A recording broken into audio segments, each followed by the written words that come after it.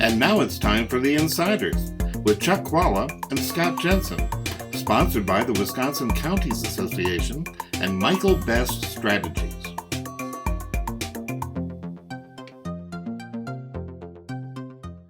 I'm Chuck Qualla, former Senate Majority Leader.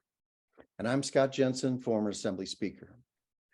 We're the Insiders. So, folks, and Scott, talking about the appointments, in my view, it's been quite awful that the Republicans have just en masse not allowed most of Evers' appointees to get through. That seems to be changing right now, including some of Republican appointees resigning from holdovers. Give me your take on where things are at and how things are changing. Well, as you pointed out in the past, while we've had at the federal level, both Democrats and Republicans hold up the other party's president's appointments for a long period of time. That hasn't been the tradition here in Wisconsin. In general, a governor gets elected and they get to pick their people. And unless they're unqualified or way out of the mainstream, they generally get approved in a regular and normal time frame. That wasn't the case for the last 4 years. I think as Republicans hoped to make sure that they controlled state government as much as possible and that things were set up for the next Republican governor. Well, that's going to be a while, apparently. And so I think now they are returning to the norm here. I think Senate Majority Leader Devin LeMahieu has sort of signaled that the intention is for most of these appointments to go through in a normal fashion, in a normal time frame, and that only those who are unqualified or are way out of the mainstream would be held up in question. Well, when I was Majority Leader, we did hold up a few appointments and we asked a few questions, but it was really only a few. And we got holy heck for it, of course. And there's a reason for that. When you do it with a couple of people, you can make a point and there are issues. But en masse, LeMahieu did not approve Evers' appointees. And because he did that, places like the DNR board, which everyone would consider an executive function, did not reflect the fact that a Democratic governor had been elected.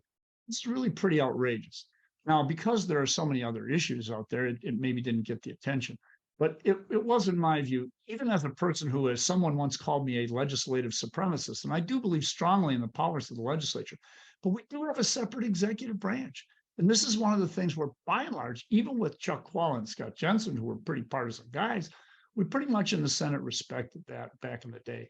So I think this is a black mark, and I think when history books are written, this will not look good for LeMahieu or the Republicans in the Senate. I think it's a good example of where they try to talk about how Governor Evers has been so unkind and so vicious with them. This is one that's right out there, not letting his appointees through. I'm glad to see they're talking about some changes. The worst example, in my view, was when they would not allow Brad Pfaff to be made the Secretary of Agriculture. The Republicans got their nose out of joint because he pointed out that we had mental health issues with farmers, and the Republicans were not approving the money for that. And that was the reason that they held him up.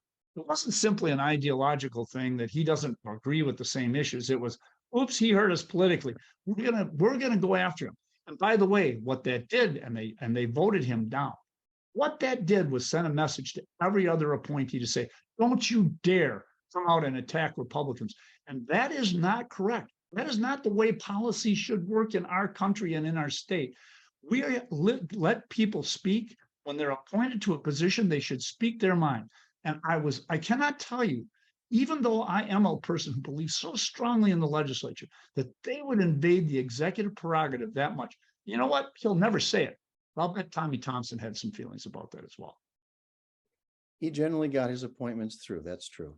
Though I do remember there was a couple that the Senate said no to.